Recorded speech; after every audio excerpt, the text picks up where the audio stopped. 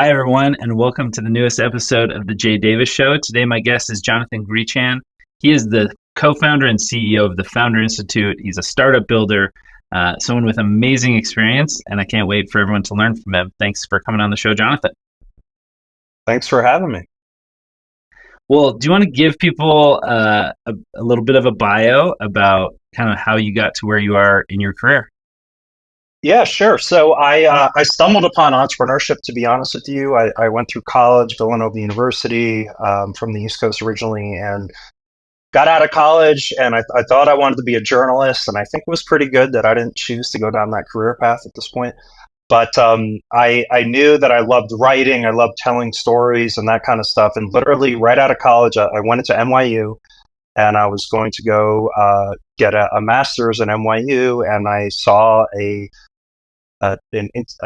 Craigslist ad. Right? Is Craigslist people still using Craigslist to get jobs? I'm not sure, but I don't I know. saw a Craigslist ad for a $10 an hour internship, and it was an online gaming company, and I like to play online games, so I went and joined that company, and I honestly just kind of got in at the right time because it was a startup that was growing, and they didn't have a marketing person, and I was sort of this marketing intern, and it just kept being, hey, like we need to do this by next week, we need to do this by tomorrow, end of business, we need to do this, right? So it was sort of the perfect environment for me to just kind of grow, and that business, I ended up running all of the marketing and content there.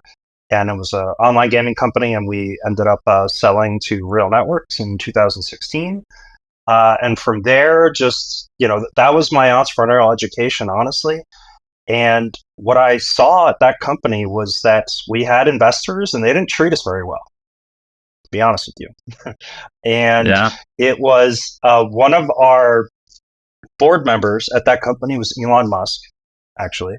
And one of the investors that came on board thought it'd be a good idea to replace Elon Musk with his own son, which, would make a lot of sense if you're trying to get your son a job, would not make a lot of Yeah. sense if you're trying to build an interesting company.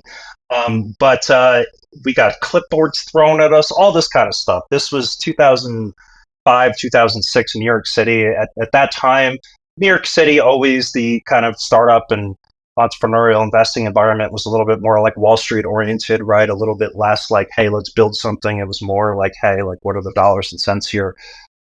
But at that time, certainly it was still reeling from the dot bomb crash. So all of the power was in investors' hands at that point. And as a result of just this really bad experience from this gaming company that me and my co-founder built, his name's Hideo Resi, we started a website called thefunded.com. And thefunded.com was a totally subpoena-proof place for founders to rate and review investors. And we made it subpoena-proof because literally the first day we got cease and desist left and right.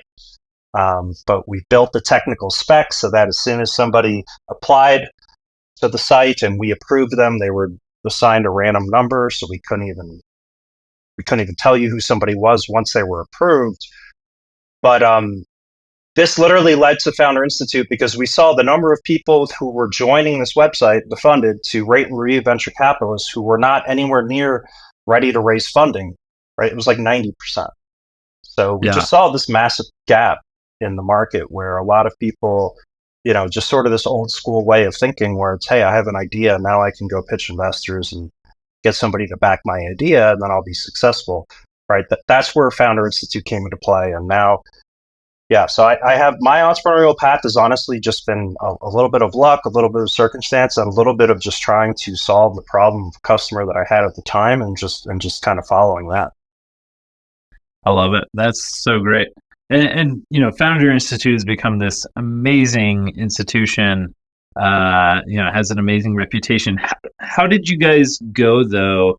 What was that process like to kind of discovering that idea and making that shift from kind of the funded into becoming this accelerator that now has had, I can't remember, I looked it up, 5,000 startups go Uh, through it. Like seven how? seven thousand seven Okay, thousand companies across 100 countries. They raised about $2 billion of funding at this point, unbelievable. and we launched this in 2009. Thank you. And it was honestly, it's the path that we did is the path that we preach. We were just solving a problem for a customer. Again, with that, thefunded.com, right? We wanted to create a good place for founders to rate and review investors, right? Because at that time, investors, especially in New York City, were treating founders really, really poorly. I mean, you could Yeah. go to a coffee shop and hear people talking about your deal. They were sharing information. You'd be blackballed if you said anything bad about an investor, all that kind of stuff. And so we created this website, and we had to review every single person who wanted to apply to the website. Because honestly, the point of it wasn't to investor bash, right? That wouldn't be useful for any entrepreneur. Yeah. Investors, as their job, have to say no to the vast majority of pitches that they hear. So if we just had everybody on this website who got a no bashing that investor, saying, oh, they don't know what they're talking about, that wouldn't be a useful site for anybody. So we literally were looking at every single person who applied and saying, okay, has this person raised funding in the past, or are they really in the process, like legitimately in the process of raising funding right now? And we were rejecting 80 to 90% of people. So we literally immediately right there saw this gap. And the first version of Founder Institute was actually called the Funded Founder Institute, which was a mouthful. So eventually we removed the Yeah. funded from it. The curriculum was crowdsourced from the members of the Funded that had raised venture capital successfully. Yeah. We crowdsourced the whole initial version of the curriculum through them. And a lot of the mentors in the first program were through them. We incorporated in April, I believe it was 14th of 2009. The first program started in late May of 2009, right? It was all these kind of, I don't know, the jaded things maybe you hear. It's just like launch fast, fail fast, right? It's just like, we have a problem, let's solve it, let's crowdsource the curriculum, let's get it out there, let's launch. We found an unused classroom at Stanford University, and we launched the program. And one of the companies that came out of that first program that we ran was Udemy, which is the largest online source for classes. Even in that first program, we didn't know how we were going to make money. I remember at that time, now this is 2009, right? We hired like some super expensive video crew at that first cohort because we thought we were going to make money by selling, access to the videos or something. You know what I mean? Yeah. Like, we had no idea. We're just like, look, we found a problem. Let's solve it as quickly as possible and just see what happens from there. And not surprisingly, it wasn't where the videos were not what was valuable. It was sort of the model, because after that first cohort, we had people from all around the world just emailing us and saying, hey, how can I bring Founder Institute to my city? And we're just like, I don't know, but yeah, let's do it. Right. Yeah. So then we just sort of followed that. And now we had to build the infrastructure and all that. So it was honestly a pretty typical, I think, startup journey where it was just, we found a problem, we solved it as fast as possible, and there were plenty of things that were screwed up and wrong, but then that opened up other opportunities, and then we just followed those and just built from there. I love it. One of the reasons I was so excited to talk to you is I think you have maybe one of the most unique views into 7,000 plus businesses. What are some of the commonalities that you think people would be surprised to find in successful companies? If I were to define, and this has been a topic a lot now as we go into 2024, right, the fundraising environment. If I had a way to track accurately if a founder, and let's say you're a founder, right, and you're trying to raise a round of funding. If you pitch 100 investors, your chances, anecdotal, right? But it's probably, it's a founder's ability to pitch, let's call it 100 people, right? And their ability to, when you pitch 100 people, you're going to get, no matter how good you are, no matter what, you're going to get at the very least 80 no's, right? At the very least. Yeah. So just the ability to power through that, and especially for first-time founders, like that is something in our programs we really try to condition people to. It's just, look, this it kind of sucks, okay? This persistence, this ability, and it's not just the ability to take the no and then keep going. It's the ability and the understanding that getting those no's is literally, it's part of the process of getting you to the yes. It's part of understanding, okay, I just pitched 20 people. These are the things that they told me made the most sense out of my pitch. These are the things that they told me made no sense, right? And just iterating and iterating and iterating that pitch until you get those yeses. So I'd say I think everybody in entrepreneurship will acknowledge the fact that, yeah, persistence is super important, right? Yeah. But most people actually in their building companies, I don't think they acknowledge it enough, because they'll get 5 no's and they'll be super discouraged and like being like, why am I even doing this? Nobody really cares. They don't get it, right? But it's always this sort of lull, and it's usually around the 10 to 30 pitch range, Yeah. right? But if you've only done 30 pitches, then 20% is normalized over 100, right? So Yeah. you only done 30, you're getting like 6 yeses at most, and it's just, yeah. It really does, like, I think it boils down to that more than anything, especially for first-time entrepreneurs. Multi-time entrepreneurs sort of understand that's part of it, and they've just built up this like this really, really thick skin. And not only just the thick skin, but the understanding that, okay, they said no, whatever. I really like this person. I admire their work. They don't want to work with me. That's cool. But how do I get learning from what they just said to me in order to make my pitch better for the next one? Right. So that is, it really is almost formulaic in that you can create a video game or some kind of board game for entrepreneurs. Like, if you can get to 100 pitches and implement some sort of iteration and learning within those pitches to keep improving it, like, your chances to raise funding and to do those kinds of things is going to go up exponentially. It's just 95+% of founders will give up after hearing 20 no's. Yeah. And I get it. It's soul crushing. Every time I've pitched for funding, I've just kind of, and maybe this is what helps me, is I'm planning on the first 50 being no.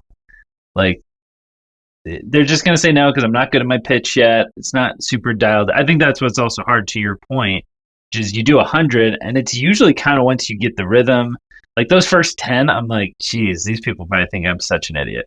But I'm like, still trying to figure out the flow, the cadence. Even when like Pillocube's doing a round right now, and like we hired a group who's like, known in the space as like, this is the group that you hired to make your deck and help you with your storytelling and all that. Okay. Even still, like, you gotta get in that flow, and you got to get that kind of like pacing, and you come up with like really good phrases like, oh man, that hit. Like, I could see in their eyes when I said that, it was like, okay, I've connected. Exactly. But yeah, it's so hard.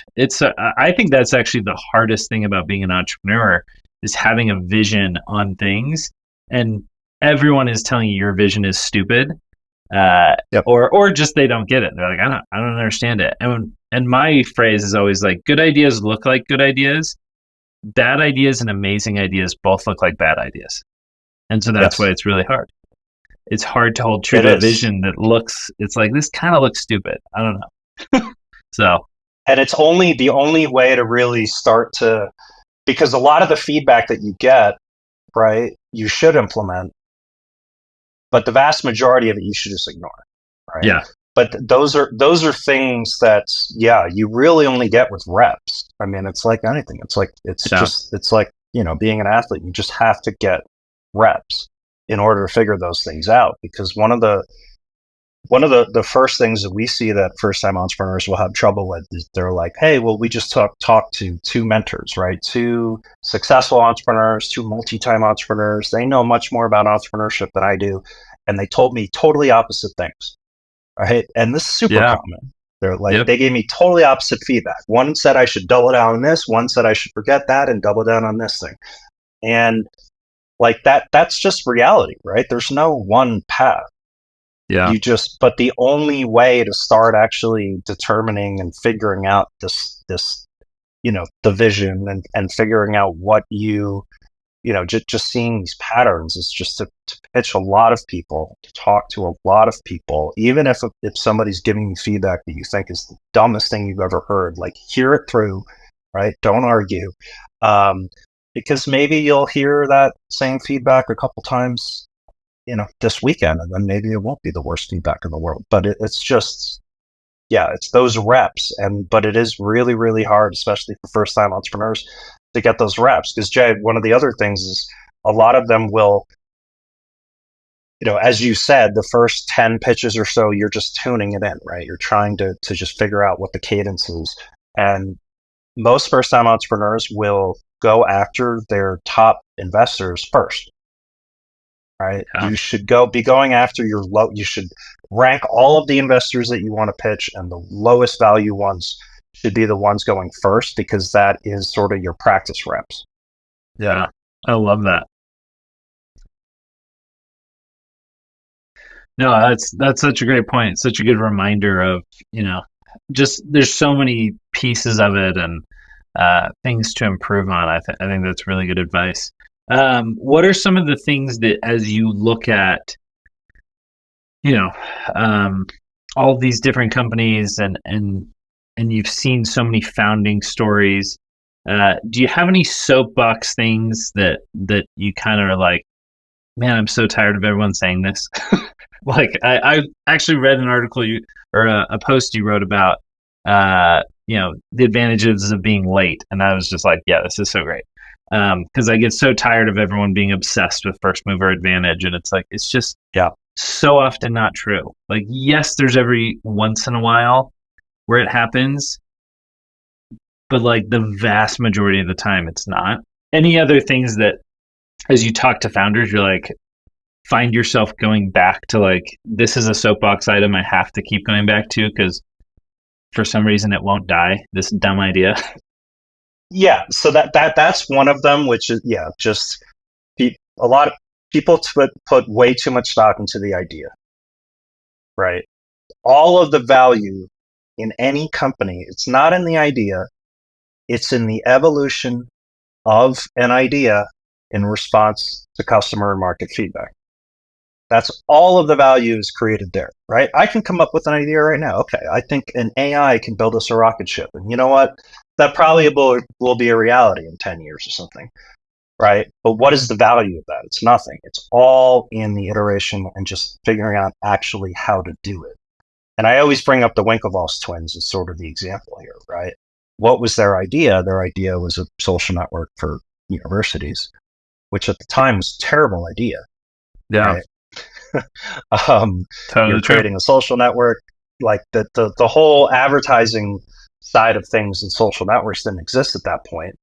So it's like, all right, let's create a free way for people to use up a lot of bandwidth. And these people they have among the least amount of disposable income of any customer, right? College students. So the other one that I would say is the lack of a co-founder. So the amount of people that come to us and say, look, I have this amazing idea. And it's not just an idea, I've actually done the work, right? I've done the research, I've talked to people, I've done all of these things. But the only thing that's keeping me from actually going out there and incorporating and making this a real business is to have, it's usually the technical co-founder, right? If they're talking about software. Yeah. And that is a really great excuse for any non-technical person to just never get started. Yeah. People treat looking for a co-founder as if it's like looking for a personal assistant. They like, here's my job description. They need to be good at this, and that.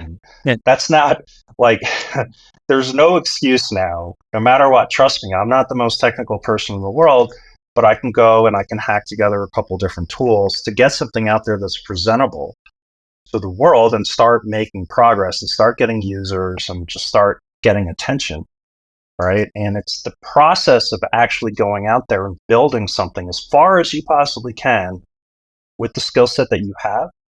Like, guess what's going to happen when you do that, right? That's when people are going to start reaching out and being like, hey, like, that's pretty cool. I always had an idea like that. Or when you start to sell into corporations or something, like that is how these, like lucky moments start to come into play is when you actually start building something and getting into the market and talking about it and blogging about it. And, that's when you're going to run into other people that share the same vision as you. And that's where usually the co-founder relationships come. So that's kind of the big soapbox item that I would say is that, yeah, if you're any founder out there who is really waiting to pull the trigger, so to speak, on announcing what you're doing publicly or anything like that because you just don't think the team's in place, like that's totally normal. The people that find the team are the ones that go out there and just start building, and then the team will find you. Yep. No, that is definitely, I think what you said is so true, and mine is probably the not wanting to talk about it, which I think is a piece of what you said. Like, just when people are like, I can't tell you what I'm doing, and it's like, dude, if you think everyone's going to sign an NDA to talk to you, you're just crazy. Like, it's going to just be so slow. It's going to take forever. And I don't know what, I feel like it's died down. I don't know, maybe it hasn't. I feel like it's not as much as it once was, but it still blows me away how many people are trying to like really keep quiet. And I'm like, okay, that's going to be a fun process for you. It's probably applicable to maybe sort of stealth mode, right? Yeah. It's probably applicable to maybe like 1% to 2% of startups who Yeah. are really building like, I don't know, you're building like defense stuff or something like crazy, right? But yeah, for the rest of us, it's not relevant. Like you have to, the way that you will find, like, all right, as a founder, your job is to build a following around a vision that you have. Right. Yeah. Part of that following, a lot of people will just distill it as, oh, I need to raise money. Right. Well, that's just one part of it. Even part of raising money, you need to build, like, you're not going to be competing with other large companies and trying to attract talent. So every pitch that you do, everything that you're doing is not just attracting investment, it's attracting talent, it's attracting initial customers, it's attracting other people that want to partner with you.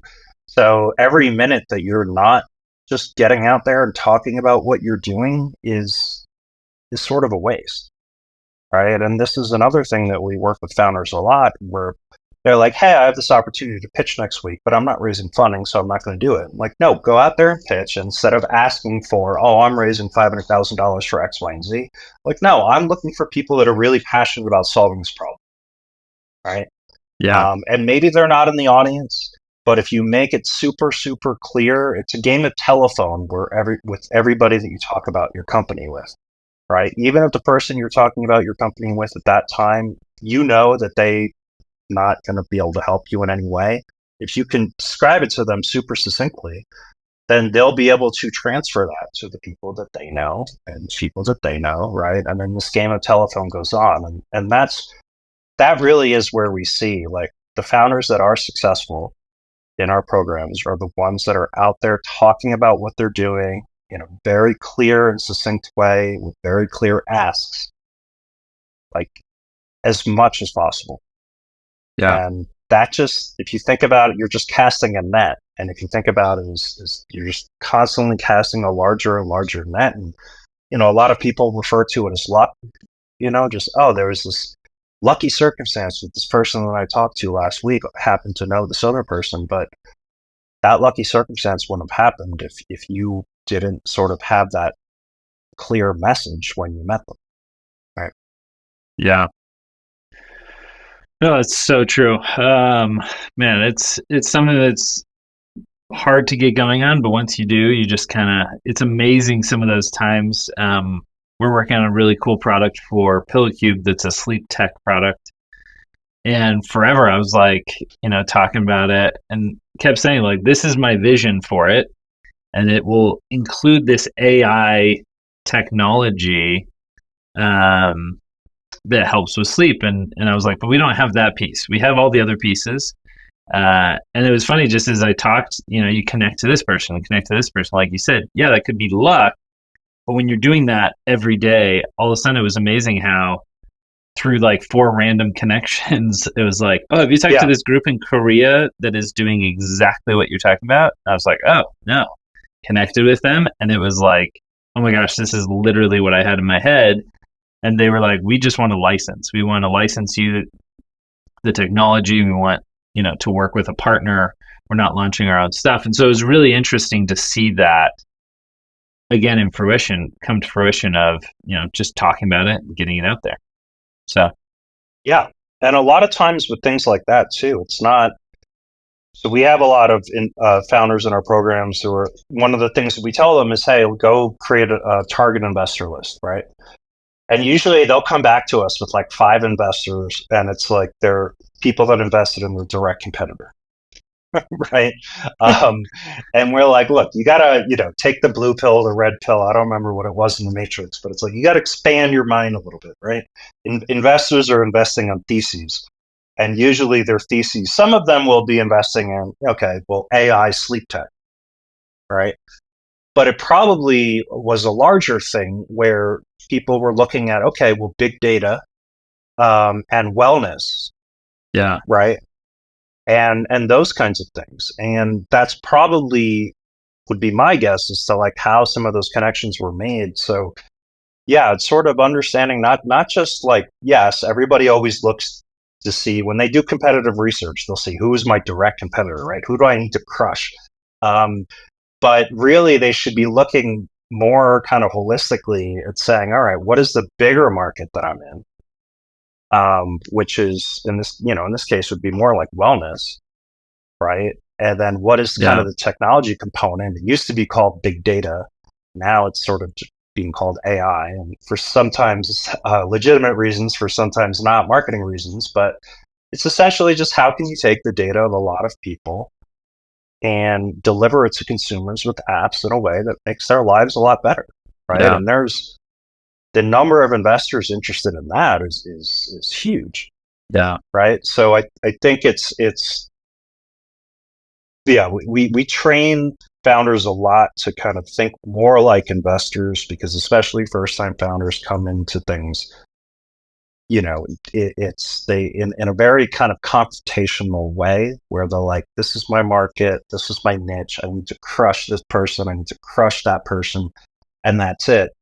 Where it's much more useful to think of it a little bit bigger into how the larger space is operating and the investors that are interested in that larger space. Because if you can get an investor that's interested in, let's say, wellness, right, interested in something that's a little bit smaller, and kind of sell them on the vision that, hey, this is actually going to make up a very much bigger part of this bigger market in a couple of years, like that's where it's like the rising tide floats all boats. Yeah. Yeah. I love that.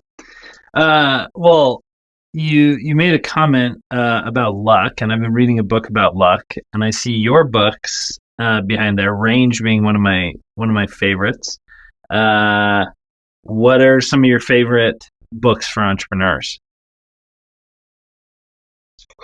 So I'm a new father the last couple of years. So to be honest with you, I haven't had a lot of time to be reading a lot of books. But Range is one that you notice there that I'm a big proponent of, just because I try to hire people in our company that have range. Yeah. Right. Because as an entrepreneur, it's all about just being able to do, like, specialists generally don't make great entrepreneurs. It's your ability to use left brain, right brain, your ability to look at a contract, then go help write some copy, then go do all these different things, right? And I feel like that is where our economy honestly is heading with AI, and just in general, because they're super, super specialized tasks that I was sort of trained for when I was in college, right? Like, hey, like, just become the world's best like email marketer. Like, those things are now so well documented that AI is going to take those things over like pretty damn quickly. Yeah. It's kind of more the human element, the range side Totally. of things, I think is what is going to sort of define the next wave of workers in our economy. And yeah, to be honest, I don't have a lot of time to read these days. So true. What have you learned about being a dad that has helped you, or what have you learned as a dad that has helped you in your career? I haven't been a dad for that long, so you're officially the first person to ask me that question. What have I learned? A dad that's helped me in my career. Honestly, being a dad now has, and I got a late start. Okay, I'm 41, and my daughter's not even 2 yet. So I was the kind of guy who was definitely very much like focused on career and stuff like that before I wanted to have a child. So now I feel like being a dad has made me incredibly more efficient and ruthless with my time. Yeah, Whereas I used to allow a lot of other like sort of, hey, here's a meeting where maybe there's no clear agenda or outcome, and now I'm just like, no, right? So that's a good thing. The ability to say no is yeah, super important. So I'd say that's, yeah, just being super more diligent and trying to be ultra efficient with my time. yeah. It's amazing how it puts a lot of that in perspective of like, okay, I gotta go to work and get it done so I can come home and spend time with the family. So I also love that Yeah, kids and don't as I care. said before, it's almost how many? Sorry. Oh no, I was just gonna say I also love that like my kids could care less. Like anytime Oh, you come in with an ego, they're just like, yeah, dad, I don't care what you do, you're still just dad. And it kind of, yeah, yeah, okay, fair point. that's true. So They keep you in check. But yeah, I was just gonna say that, I was saying with entrepreneurs need to do like left brain, right brain, and being a father, it's even more extreme, right? It's like, okay, on one side, I'm trying to entertain the toddler, and then a couple of minutes later, I'm running like a sales call, right? And I don't know, maybe there's more there's more commonalities between those two things than I realize, but it's usually, yeah, it's quite a shift to jump to. yeah, so fun. Well, super exciting to talk to you. Thank you for taking time. I wrote down tons of notes, great quotes that I'll when I share with other people, I will attribute to you because there are some great nuggets of wisdom in there amongst a bunch of great learning. So, thank you so much for coming on and being willing to Thank share you. with us your experience. Thank you so much for having me. Awesome.